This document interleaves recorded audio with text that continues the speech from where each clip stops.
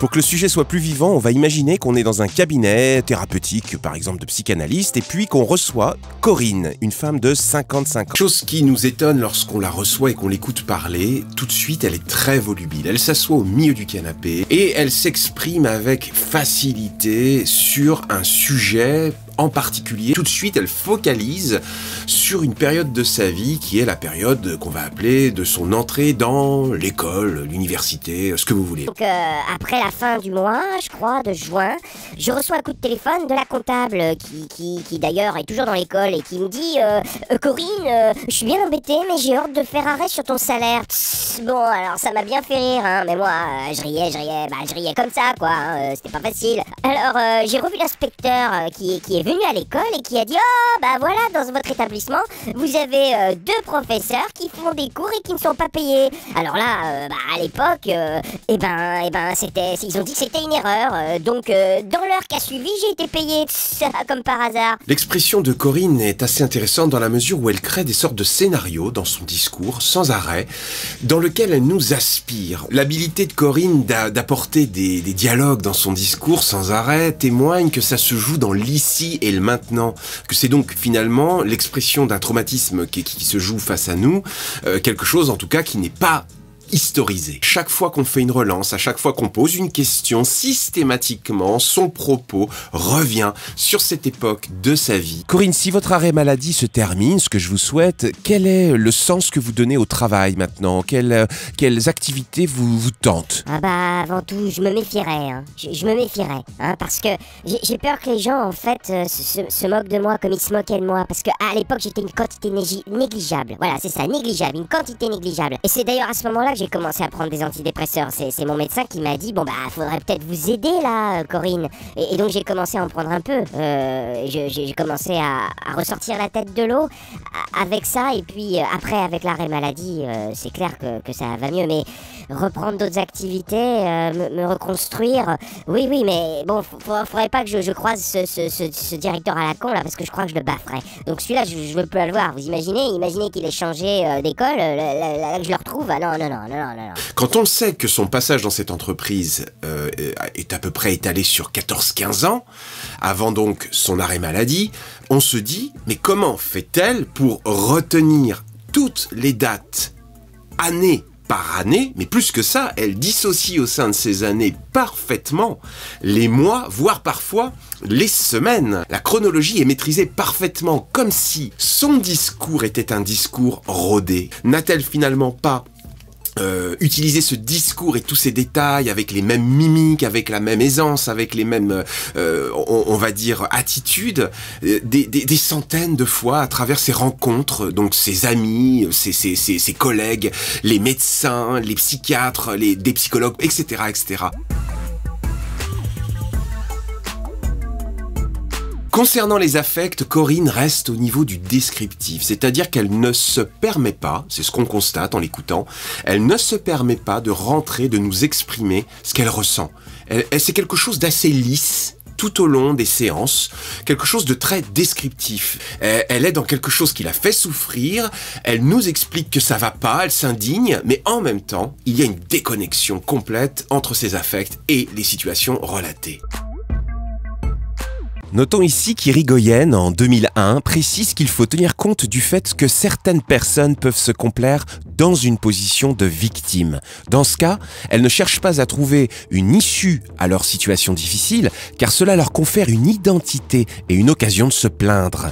Cette position victimaire a donné un sens à leur mal de vivre et, pour maintenir ce mode d'existence, il leur faudra poursuivre sans fin leur agresseur afin d'obtenir une réparation qui s'avérera toujours insuffisante. On peut alors s'interroger sur le fait qu'incriminer pour elle les collègues, les élèves, les professeurs, etc. et donc mettre en avant le harcèlement moral dont elle est la victime, est-ce que c'est pas une façon pour elle de projeter au dehors d'elle-même une forme de destructivité qui serait à l'œuvre en elle et en lien finalement avec autre chose, quelque chose qui est dans l'inconscient, dans les dessous et qui palpite très fortement.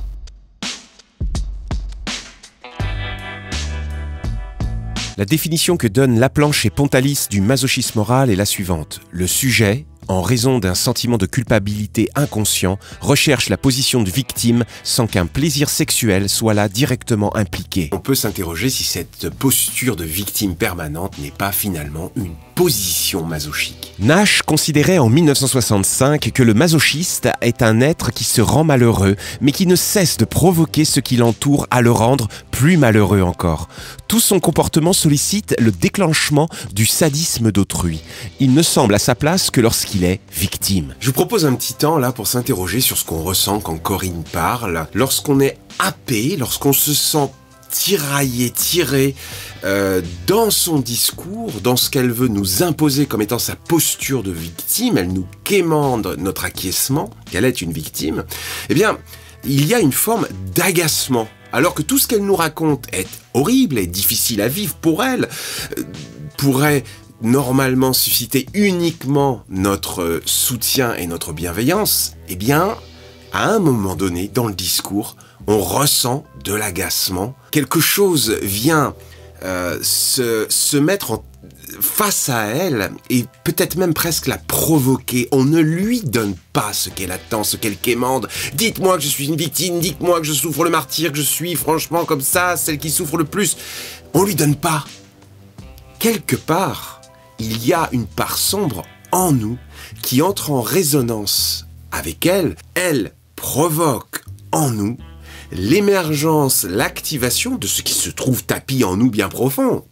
Le sadisme. Rubin, en 1999, affirme que dans la rencontre fortuite entre un masochiste et un névrosé normal, on aboutit toujours à la constitution d'un couple sadomasochiste, conséquence de la pression, donc de l'excitation, qu'exerce le masochisme de l'un sur le sadisme de l'autre. Lorsque le thérapeute ressent cette pointe de sadisme qui vient, évidemment, il va falloir travailler sur cet élan contre-transférentiel pour faire revenir une écoute empathique, une écoute neutre et bienveillante à l'égard de Corinne, afin de pouvoir l'accompagner le mieux possible par la suite. Pour Reich, en 1953, tout se passe comme si ces personnes étaient leur pire ennemi. Dans ce qu'elles font et dans ce qu'elles évitent, elles réussissent à gâter leur plaisir et leur travail. Je suis assez naïve, moi, avec toutes ces histoires de contrats, j'y comprenais rien, ça me passait au-dessus de la tête. Je comprenais pas qu'on me fasse ça, alors que moi je faisais bien mon boulot, je m'appliquais, je faisais tout ce qu'il fallait pour que ça marche. Alors l'école m'a rendu responsable de tout ça, bien entendu, mais moi, quand on y regarde, j'ai rien fait de mal finalement, j'ai fait que ce que je devais faire. Alors moi j'ai joué le jeu, j'ai rien dit à personne comme on me l'a demandé. Après ça me retombe dessus, bah voilà. En 1919, Freud écrit à propos de la notion de la compulsion de répétition. Dans l'inconscient psychique, on peut reconnaître la suprématie d'une compulsion de répétition provenant d'émotions pulsionnelles et dépendant vraisemblablement de la nature la plus intime des pulsions, suffisamment puissante pour se placer au-dessus du principe de plaisir, prêtant à certains aspects de la vie psychique leur caractère démoniaque. Cette citation de Freud peut surprendre parce qu'elle place le principe de plaisir en dessous finalement de la compulsion de répétition. Mais force est de constater que dans le cas de Corinne, le déplaisir, la souffrance vient de façon récurrente dans sa vie.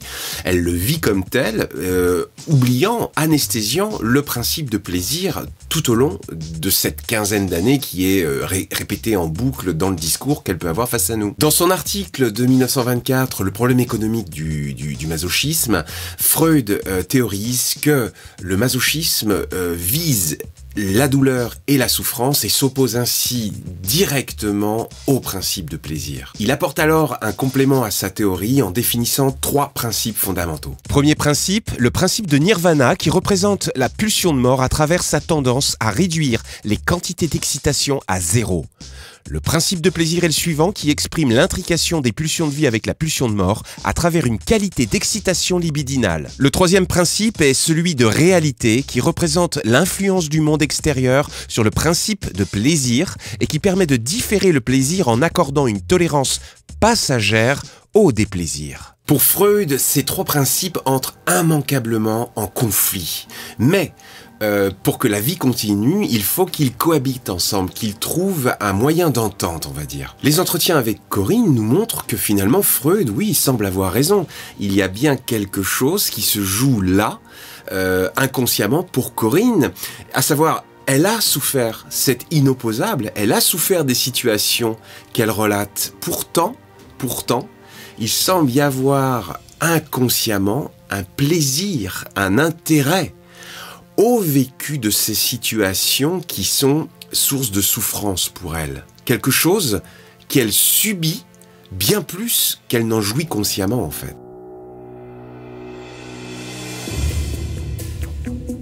Freud, s'appuyant sur la réaction thérapeutique négative, met en évidence qu'il existe chez le masochiste moral un sentiment très intense de culpabilité. Freud, en 1924, considère que pour la culpabilité inconsciente, l'accent porte sur le sadisme accru du surmoi, auquel se soumet le moi, tandis que pour le masochisme moral, il porte au contraire sur le masochisme propre du moi qui réclame punition, qu'elle vienne du surmoi ou de l'extérieur. C'est-à-dire que c'est le moi qui serait dans la posture d'une attente de punition. Rosenberg, en 1991, soulignera cela en précisant « Le masochisme moral et la culpabilité sont des modalités différentes d'une même relation entre le moi et le surmoi, du besoin que ressent le premier d'une punition infligée par le second. » C'est-à-dire que le moi attend de se faire punir par le surmoi. Le fait que Corinne est entrée pendant 14 ans en guerre perpétuelle avec le directeur, on peut se poser la question si finalement le courroux qu'elle suscitait, qu'elle créait régulièrement chez le directeur n'était pas orchestré par son inconscient, par un désir inconscient de punition. C'est une question que cliniquement on peut être amené à se poser. Dans le discours de Corinne, on aura pu noter quelques sévérités, on va dire, des identifications introjectées, qui laissent penser que son surmoi est assez persécuteur. Prenons l'exemple sur une relance qu'elle a faite à un moment donné, lorsqu'on a pu poser la question, il est comme un père finalement votre directeur, non ? Non, c'est même... Oh, bah non, c'est pire qu'un père, hein. Non, c'est un dictateur, un vrai dictateur. Il sait très bien ce qu'il fait, lui, il s'en fout, quoi. Il veut des gens dépendants de lui, voilà ce qu'il veut. L'image inconsciente, là, nous apparaît intéressante au niveau du père. C'est-à-dire, c'est une image quand même assez dégradée, assez persécutrice. Un père, c'est moins pire qu'un dictateur, parce que ça aime quand même. C'est une façon singulière de parler d'un père.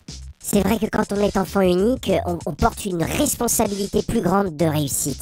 Je pense que ça, on le ressent, même si c'est pas exprimé, c'est à l'intérieur, ça. Voilà. Et puis, on veut pas décevoir. Non, mon truc, c'est ça. Je veux pas décevoir. Enfin, j'aimerais pas qu'on me dise, que ma fille me dise que j'étais une mauvaise mère, que mon mari me dise que j'ai été une mauvaise épouse. J'aimerais pas ça. Non. Et puis bon, j'aimerais pas non plus que mes parents... Enfin, bon, vous voyez l'idée, Dans ce discours, on note que Corinne ne prend pas le temps de finir sa phrase, mais on devine le mot parent. Et on comprend que finalement, le surmoi a intégré les désirs parentaux, les attentes parentales de façon très persécutrice. Ne pas décevoir la mère, le père, donc les parents, les enfants, de bien faire son travail. Tout ceci nous montre ce qu'elle a internalisé, nous montre la tyrannie surmoïque qu'elle subit, c'est-à-dire qu'il y a un poids dans son esprit qui la pousse à bien faire, à finalement faire plaisir, être une bonne enfant vis-à-vis du pôle parental, conscient-inconscient. Finalement, à tous les niveaux de son discours, Corinne semble vouloir témoigner d'un sens moral irréprochable.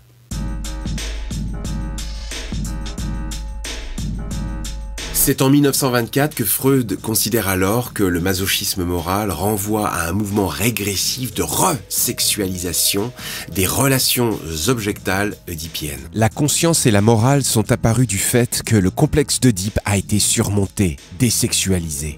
Par le masochisme moral, la morale est resexualisée, le complexe d'Oedipe ressuscité.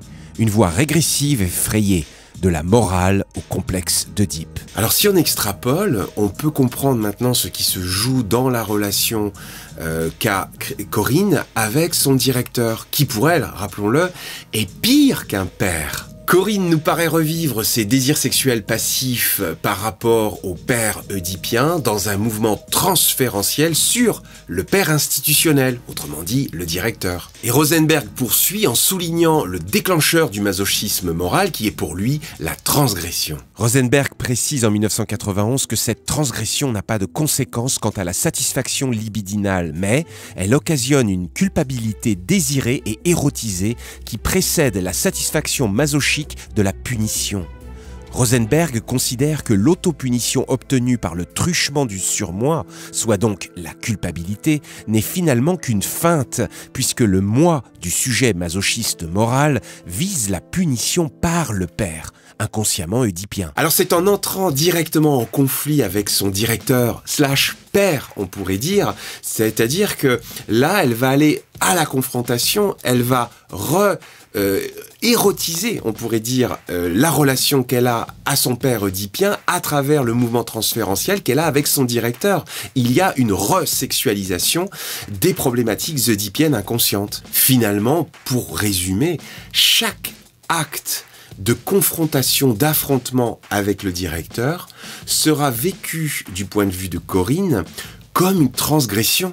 Transgression qui génère dans le moi une intense culpabilité, on en a parlé, et donc le moi qui devient alors en attente d'une punition qui vient systématiquement du père transférentiel, à savoir du directeur de l'entreprise. Perte de salaire, des avantages, de ses fonctions, de son bureau, les lettres recommandées et les autres humiliations diverses qu'elle a rencontrées.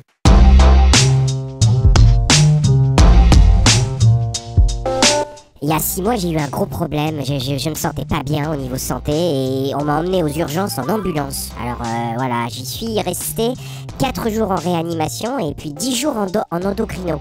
On craignait un cancer des os, hein. Mais bon, non, il n'y avait rien.